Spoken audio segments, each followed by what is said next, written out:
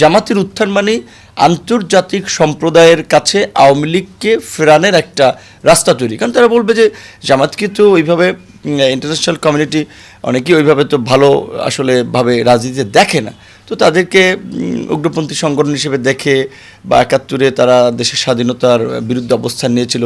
কাজে সেক্ষেত্রে আন্তর্জাতিক সম্প্রদায় কিন্তু এই জামাতের উত্থানের জন্য বলবে যে এখানে প্রো ডেমোক্রেটিক ফোর্স প্রয়োজন। সেক্ষেত্রে আওয়ামী লীগের বিষয়ে তারা চাপাচাপি করবে আওয়ামী লীগ এখানে ফেরাতে। কাজেই আওয়ামী লীগ যে গত ১৬ বছরে আমাদের উপর যে দৈত্য দানবের শাসন ব্যবস্থা চালিয়ে দিয়েছিল, যার ভুক্তভোগী আমরা হয়েছে, আপনি বাসায় এসেছেন, আমার এই বাসায় ২ বার আমার দরজা ভেঙে, আমার রুমের দরজা ভেঙে আমাদেরকে আটক করেছিল। এই ধরনের ফ্যাসিবাদী পরিস্থিতির মধ্যে যেন ভবিষ্যতে পড়তে না হয়, সেজন্য জামাতের পরিবর্তে এখানে গণতান্ত্রিক শক্তির উত্থান হতে হবে। গণতান্ত্রিক শক্তি হচ্ছে ছাত্র যুবক তরুণরা, যারা ৫ই আগস্টের এই বিপ্লবের নেতৃত্ব দিয়েছে এবং যারা ৫ই আগস্টের প্রেক্ষাপট তৈরি করেছে। এখানে এই তরুণদের দল, গণ অধিকার পরিষদ, এনসিপি, এরকম আরও দল আছে।